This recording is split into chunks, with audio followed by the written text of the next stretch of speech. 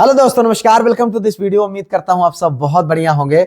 साथियों, आप सबके एग्जाम बिल्कुल नजदीक आ रहे हैं। इन दिनों इस बात को लेकर आपके बहुत ज्यादा सवाल रहते हैं कि सर हम इस समय पढ़ रहे हैं इधर से और भूला जा रहा है उधर से। जी हाँ, और उसके बाद जब हम प्रैक्टिस सेट को सॉल्व करते हैं तो क्वेश्चन गलत होता है, और क्वेश्चन गलत होता है तो फ्रस्ट्रेशन होता है, और फ्रस्ट्रेशन होता है तो सेल्फ डाउट होने लगता है, कॉन्फिडेंस लूज होने लगता है, माइंड में नेगेटिव थॉट्स आने लगते हैं। तो ऐसा लगता है कि हमारी तैयारी कैसे होगी, कैसे हम एग्जाम को क्वालिफाई करेंगे। साथियों, एक चीज आप जान लीजिए कि दुनिया का कोई भी व्यक्ति जो इस प्रकार के एग्जाम्स में अपीयर होता, उसके मन में कहीं न कहीं, कभी न कभी, कोई न कोई इस तरीके के थॉट्स आते हैं जिसको लेकर के उसको कभी न कभी डाउट होने लगता है। ये ह्यूमन नेचर है। बट इन सारी चीजों के बीच आपको कैसे इससे आगे निकलना है, उभरना है और अपने एग्जाम में बेहतर करना है, उस पर हम इस वीडियो के माध्यम से बात करेंगे। इस समय सब लगातार लगभग मेहनत कर रहे हैं और अच्छा मेहनत कर रहे हैं, लेकिन जो एग्जाम में अपने बेहतर करके आएगा और ये एग्जाम का अंतिम समय है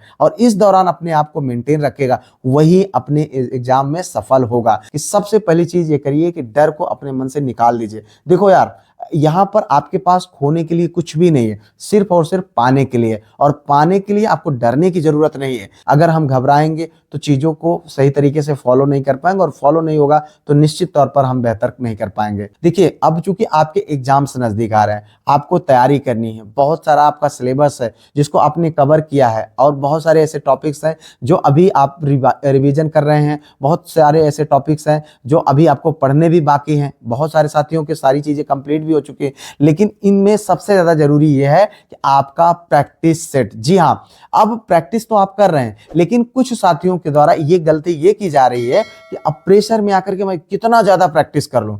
अब देखो, एक चीज आप जान लीजिए कि आप अगर सिर्फ और सिर्फ प्रैक्टिस करोगे और उस पे होने वाली गलतियों पर काम नहीं करोगे तो निश्चित तौर पर आपके साथ में ऐसा ही होगा।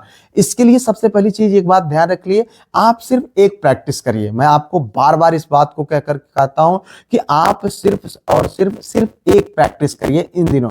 और वो प्रैक्टिस ऐसा होना चाहिए कि जो आप मात्र 2 घंटे करिए, जैसे जिस टाइम पे आपका एग्जाम हो, एग्जाम का जो समय हो उसी दौरान करिए, और उसके बाद उनमें जो गलतियां हो उस पर आप काम करिए। और उसके साथ साथ जो आपके बाकी बचे हुए सिलेबस हैं, बाकी बचा हुआ जो टॉपिक है और रिवीजन करने वाला काम, उस पर भी आपका काम जारी होना चाहिए। गलती यहां पर आपसे क्या हो रही, आप दिन भर प्रैक्टिस कर रहे हैं, पीवाईक्यू सॉल्व कर रहे हैं, और जितना भी मिल रहा है सिर्फ और सिर्फ प्रैक्टिस कर रहे हैं, तो आपको अपनी गलती को सुधारने का मौका तो मिल ही नहीं रहा। तो कहीं का क्वेश्चन सही होगा, तो आपको इस पर सबसे पहले ध्यान देना चाहिए कि आप जो प्रैक्टिस करें उसके बाद आप उनकी जो क्वेश्चंस गलत हो उस पर आप काम करिए। मैं आपको बता दे रहा हूं, ये बहुत बड़ी चीज है मित्र, इसको इग्नोर बिल्कुल मत करिए। क्वेश्चन को सॉल्व करने के बाद जो क्वेश्चन आपके गलत हो रहे हैं उसको सही करना बहुत ज्यादा जरूरी है। उस टॉपिक को पढ़ना बहुत ज्यादा जरूरी। कोई जरूरी नहीं वही आपके एग्जाम्स में आ गया तो पता चले गड़बड़ हो गया मामला।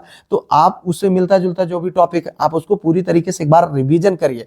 इस तरीके से स्ट्रेटेजी बना करके आगे लेकर के चलिए। और हाँ, ज्यादा सोचिए मत, ओवर थिंकिंग मत करिए। ओवर थिंकिंग आपके लिए सबसे ज्यादा हानिकारक साबित होगा। और इसके साथ साथ, जैसे कि मैं इन समय देख रहा हूं कि आपके बहुत सारे साथियों से जब मैं बात करता हूं तो एक चीज मुझे समझ में आती है कि बस वो करना चाहते हैं। मतलब उनको जितना भी समय हो, यानी सो करके उठने के बाद सोने तक लगभग कंटिन्यू चीजों को करना चाहते हैं। जैसे 12 घंटे, 14 घंटे, 16 घंटे इस तरीके से मेहनत करना चाहते हैं। ये आपके लिए कहीं ना कहीं हानिकारक है। आपका माइंड, एक बात समझ लीजिए, ब्लॉक हो जाएगा। आपको नियमित अंतराल देना बहुत ज्यादा जरूरी है। एक बार आप पढ़ने बैठिए, थोड़ा सा अपने माइंड को रिलैक्स करिए। ऐसा नहीं है कि आप बस बैठ गए हैं, मशीन थोड़ी ना यार, हमारा शरीर है, मांसपेशियों से बना हुआ है, इसको भी जो है आवश्यकता होती है ब्रेक की। और अगर हम ब्रेक नहीं लेंगे तो निश्चित तौर पर जो भी पढ़ेंगे बस वैसे घचर पचर होता रहेगा। इसलिए सबसे बड़ी चीज ये है कि नियमित अंतराल पर आप ब्रेक लीजिए, पानी पीजिए और अपने आप को रिलैक्स रखिए। उतना आउटपुट आप कहीं ना कहीं उससे ज्यादा आउटपुट निकाल पाएंगे।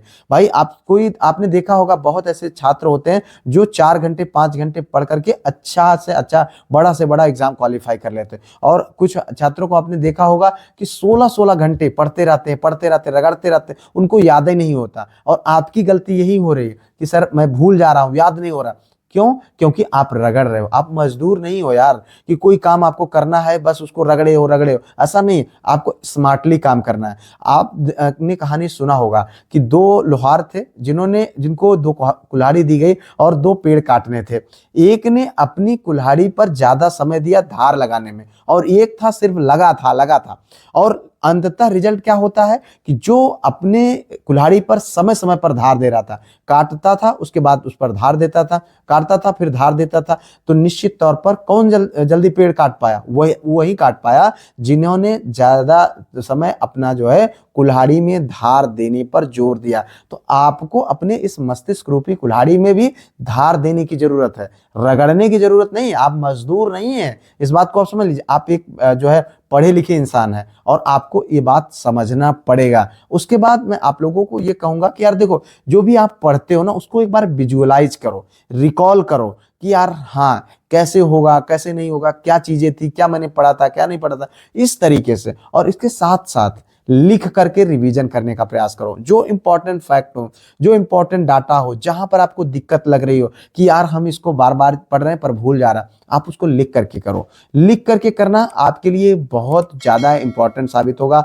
और आपको भूलेगा नहीं, इस बात समझ लीजिए। जब आपका हाथ इन्वॉल्व होता है तो कहीं ना कहीं पूरी बॉडी इन्वॉल्व होती है, उस चीज को आप लिखते हैं। ऐसा नहीं है भाई लिख रहे हैं ध्यान कहीं और है, ठीक है, ऐसा नहीं करना। आप लिखिए उसको पूरी तरीके से कंसंट्रेट होकर के, कम पढ़िए पर जितनी देर पढ़िए अटेंटिव होकर के पढ़िए, नहीं तो कोई मतलब नहीं है उन सारी चीजों का, ठीक है। और इसके साथ साथ कॉन्सेप्ट को समझने का प्रयास करिए, रट्टा मत मारिए। मैंने देखा है बहुत सारे सर कहते हैं मैं कर लूंगा सर, रट लूंगा, रटना नहीं है। अगर रटोगे तो निश्चित तौर पर आप अपने एग्जाम में बेहतर नहीं कर पाओगे। कॉन्सेप्ट करो रहेगा तो कहीं ना कहीं थोड़ा बहुत अगर क्वेश्चन घुमाया भी जाएगा और उससे मिलता जुलता भी चीजें आएंगे एग्जाम में, तो आप उसको अपना दिमाग लगा करके कर जाएंगे। लेकिन अगर आप रटे होंगे तो फिर ये सब संभव बिल्कुल भी नहीं होगा। इसलिए आपको ये चीजें गलतियां बिल्कुल भी नहीं करनी है। अगर इन सारी चीजों को, इन गलतियों को आप अवॉइड करना शुरू कर देंगे, यानी जो मैंने बताया उस पर काम करना शुरू कर देंगे, तो निश्चित तौर पर आप देखेंगे आपको बहुत ज्यादा मनोबल आपका बढ़ेगा, आपको बहुत ज्यादा फायदा देखने को मिलेगा। इसके साथ साथ जो बड़ी चीजें मैं कहना चाहूंगा वो ये है कि जो फैक्चुअल डाटा हो उनको एक जगह लिख लो, एक पास कर लो। आप उससे क्या होगा कि कहीं ना कहीं सारी चीजें जो आप भूल सकते हो उसको आप एक पास में लिख लो। जब आप सुबह में सो करके उठो या फिर जो है कभी भी जब आपका माइंड बिल्कुल शार्प हो, उसके बाद उसको आप एक बार सरसरी निगाह में देख लो, मतलब एक बार उसको थोड़ा सा ज्यादा ध्यान दो, कहीं ना कहीं वो आपका तैयार होता चला जाएगा, फिर वो भूलेगा नहीं, इस बात को आप समझ लीजिए।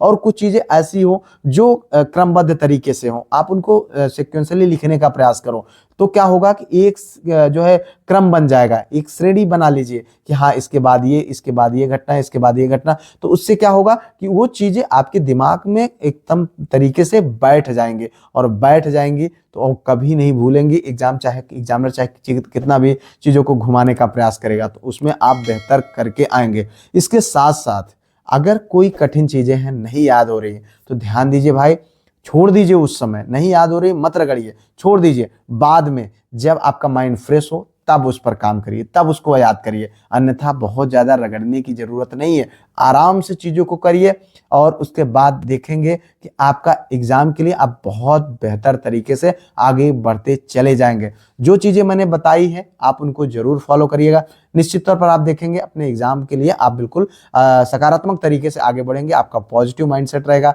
और आप अच्छा करके आएंगे, ठीक है।